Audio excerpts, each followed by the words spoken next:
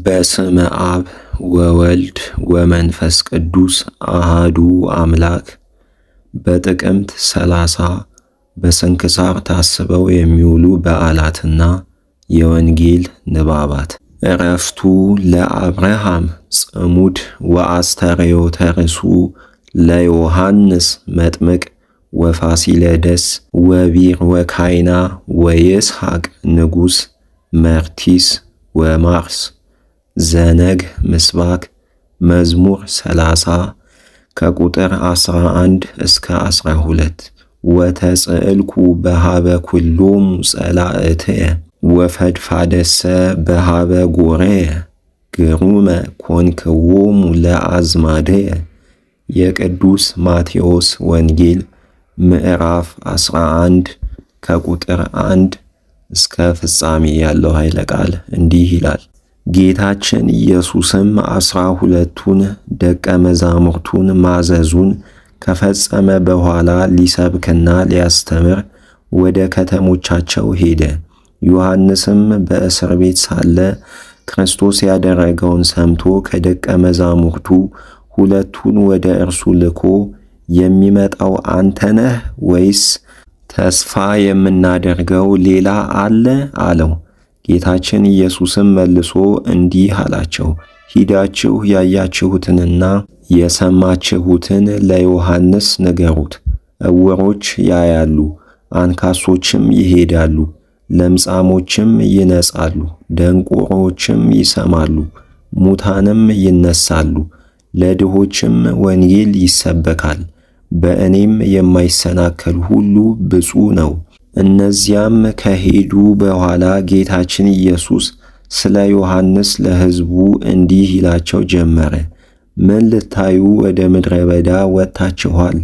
ከነፋስ የተነሳ የሚወዛወዘውን ሸንበቆ ነውን? ወይስ ምን ልታዩ ወጥታችኋል? ቀጭን ልብስ የለበሰ ሰውን ነውን? እነሆ ቀጭን ልብስ የሚለብሱስ በነገሥታት ቤቶች አሉ። ምን ልታዩ ወጥታችኋል? ነቢይን ነውን? አዎን፣ እሱ ከነቢይ እጅግ ይበልጣል እላችኋለሁ። እነሆ እኔ በፊትህ መንገድን የሚጠርግ መልእክተኛዬን በአንተ ፊት እልካለሁ ተብሎ ስለ እርሱ የተጻፈለት ይህ ነውና። እውነት እላችኋለሁ ሴቶች ከወለዷቸው ወገን ከመጥምቁ ዮሐንስ የሚበልጥ አልተነሳም። በመንግሥተ ሰማያት ግን የሚያንሰው ይበልጠዋል። ከመጥምቁ ከዮሐንስ ዘመን ጀምሮ እስከ ዛሬ ድረስ መንግሥተ ሰማያት ትገፋለች፣ የተገፉትም ይናጠቋታል። ነቢያትም ሁሉ ኦሪትን እስከ ዮሐንስ ትንቢትን ተናግረዋልና። ልትቀበሉትስ ብትወዱ ይመጣ ዘንድ ያለው ኤልያስ ይህ ነው። ጆሮ ያለው መስማትን ይስማ። ይህችን ትውልድ በምን እመስላታለሁ? በገበያ ተቀምጠው ጓደኞቻቸውን የሚጠሩ ልጆችን ትመስላለች። እንዲህም ይሏቸዋል፣ እንቢልታ እየነፋን አቀነቀንላችሁ፣ አልዘፈናችሁም። ሙሾም አወጣንላችሁ፣ አላለቀሳችሁም። ዮሐንስ ሳይበላና ሳይጠጣ መጣ፣ እነርሱ ግን ጋኔን አለበት አሉት። የሰው ልጅ እየበላና እየጠጣ መጣ፣ እነርሱም እነሆ የሚበላና የወይን ጠጅ የሚጠጣ የቀራጮችና የኀጣን ወዳጅ ነው አሉት። ጥበብም ከልጆቿ የተነሳ ጸደቀች። ከዚህም በኋላ ጌታችን ኢየሱስ ብዙ ተአምራትን ያደረገባቸውን ከተሞች ንስሐ ስላልገቡ ይነቅፋቸው ጀመር። እንዲህም አላቸው፣ ኮራዚ ወዮልሽ፣ ቤተሳይዳ ወዮልሽ። በእናንተ የተደረገው ተአምራት በጢሮስና በሲዶና ተደርጎ ቢሆን ማቅ ለብሰው አመድም ነስንሰው አስቀድመው ንስሐ በገቡ ነበር። ነገር ግን እላችኋለሁ በፍርድ ቀን ከእናንተ ይልቅ ጢሮስና ሲዶና ዕረፍትን ያገኛሉ። ቅፍርናሆም አንቺም እስከ ሰማይ ከፍ ከፍ ብትይ እስከ ሲኦል ትወርጃለሽ። በአንቺም የተደረገው ተአምራት በሰዶም ተደርጎ ቢሆን እስከ ዛሬ በኖረች ነበር። ነገር ግን እልሻለሁ በፍርድ ቀን ከአንቺ ይልቅ የሰዶም ምድር ዕረፍትን ታገኛለች። ያን ጊዜም ጌታችን ኢየሱስ መልሶ እንዲህ አለ፣ የሰማይና የምድር ጌታ አባት ሆይ ይህን ምስጢር ከጥበበኞች ከአዋቂዎች ሰውረህ ለሕፃናት ገልጸኸዋልና አመሰግንሃለሁ። አዎን አባት ሆይ ፈቃድህ በፊትህ እንዲሁ ሆኖአልና። ሁሉም ከአባቴ ዘንድ ተሰጠኝ። ከአብ በቀር ወልድን የሚያውቀው የለም፣ አብንም ከወልድ በቀር ወልድም ሊገልጥለት ከሚፈቅደው በቀር የሚያውቀው የለም። እናንተ ደካሞች ሸክማችሁ የከበደ ሁሉ ወደ እኔ ኑ፣ እኔም አሳርፋችኋለሁ። ቀንበሬን በላያችሁ ተሸከሙ፣ ከእኔም ተማሩ፣ እኔ የዋህ ነኝና ልቤም ትሑት ነውና፣ ለነፍሳችሁም ዕረፍትን ታገኛላችሁ። ቀንበሬ ልዝብ ሸክሜም ቀላል ነውና። ስለ ቃሉ የቃሉ ባለቤት ልዑል እግዚአብሔር ስሙ የተመሰገነ ይሁን። ሁለተኛው የሐዋርያው የቅዱስ ጳውሎስ መልእክት ወደ ጢሞቴዎስ ምዕራፍ 4 ከቁጥር 11 እስከ ፍጻሜ ያለው ኃይለ ቃል እንዲህ ይላል።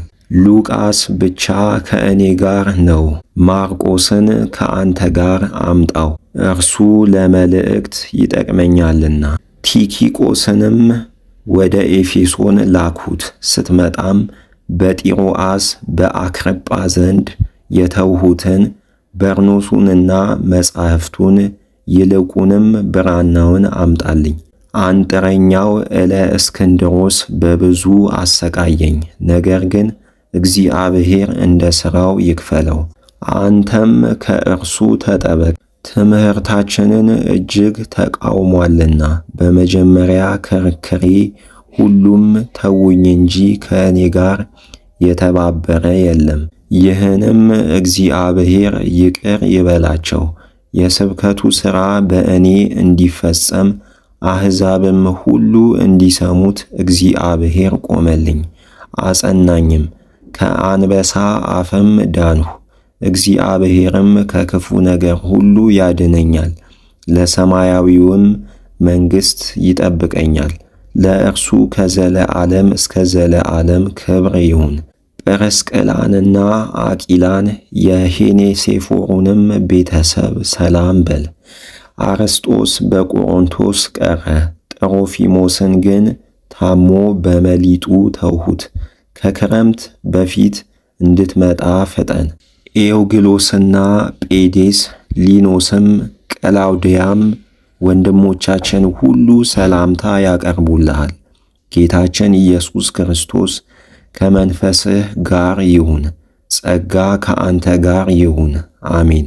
ወደ ጢሞቴዎስ የተላከ ሁለተኛው መልእክት ተፈጸመ። በሮሜ ተጽፎ በአንከሮሎስ እጅ ተላከ።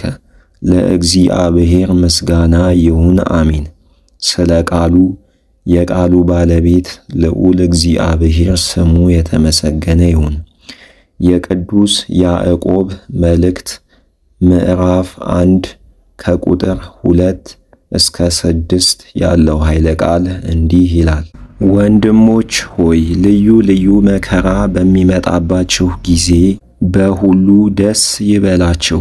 በሃይማኖታችሁ የሚመጣው ፈተና ትዕግስትን እንደሚያደርግላችሁ አውቃችሁ ምንም የሚጎድላችሁ ሳይኖር ፍጹማንና ጤነኞች ትሆኑ ዘንድ ትዕግስት ፍጹም ግብር አላት።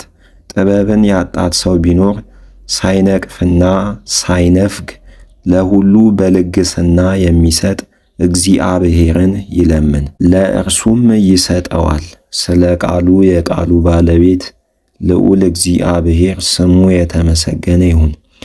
የሐዋርያት ሥራ ምዕራፍ 10 ከቁጥር 37 እስከ 43 ያለው ኃይለ ቃል እንዲህ ይላል።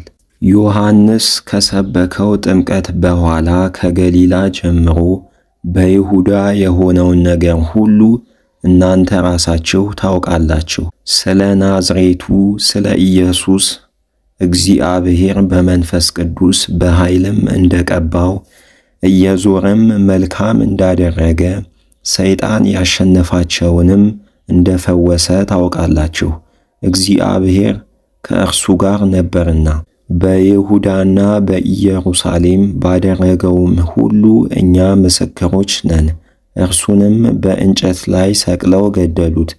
እግዚአብሔር ግን በሦስተኛው ቀን ከሙታን ለይቶ አስነሳው፣ በግልጥ እንዲታይም አደረገው። ይኸውም ለሕዝቡ ሁሉ አይደለም፣ ነገር ግን አስቀድሞ ለመረጣቸውና ምስክሮች ለሚሆኑት ብቻ ነው እንጂ። የመረጣቸው የተባልንም እኛ ነን። ከሙታን ተለይቶ ከተነሳ በኋላ ከእርሱ ጋር የበላን የጠጣን እኛ ነን። በእግዚአብሔር ዘንድ በሕያዋንና በሙታን ላይ ፈራጅ ሆኖ የተሾመ እርሱ እንደሆነ ለሕዝብ እናስተምር ዘንድ አዘዘን። ስለ ቃሉ የቃሉ ባለቤት ልዑል እግዚአብሔር ስሙ የተመሰገነ ይሁን። ምስባክ መዝሙር 26 ከቁጥር 6 እስከ 7 ናሁ ይእዜ አልዓለ እግዚአብሔር ርእሰየ ዲበ ጸላይተየ ኦድኩ ወሶይኩ ውስተ ደብተራሁ መሥዋዕተ ወየበብኩ ሎቱ። የቅዱስ ማቴዎስ ወንጌል ምዕራፍ 16 ከቁጥር 24 እስከ ፍጻሜ ያለው ኃይለ ቃል እንዲህ ይላል። ከዚህም በኋላ ጌታችን ኢየሱስ ደቀ መዛሙርቱን እንዲህ አላቸው፣ እኔን ሊከተል የሚወድ ራሱን ይካድ፣ ጨክኖም የሞቱን መስቀል ተሸክሞ ይከተለኝ። ነፍሱን ሊያድናት የሚወድ ይጥላታል፣ ስለ እኔ ግን ነፍሱን የሚጥላት ያገኛታል። ሰው ዓለምን ሁሉ ቢገዛ ነፍሱንም ቢያጣ ለሰው ምን ይረባዋል? ሰውስ ለነፍሱ ቤዛ ምን በሰጠ ነበር? የሰው ልጅ መላእክቱን አስከትሎ በአባቱ ክብር ይመጣ ዘንድ አለውና፣ ያን ጊዜም ለሁሉ እንደ ሥራው ዋጋውን ይሰጠዋል። እውነት እላችኋለሁ የሰው ልጅ በመንግሥቱ ሲመጣ እስኪያዩት ድረስ እዚህ ቆመው ካሉት ሞትን የማይቀምሱ አሉ። ስለ ቃሉ የቃሉ ባለቤት ልዑል እግዚአብሔር ስሙ የተመሰገነ ይሁን።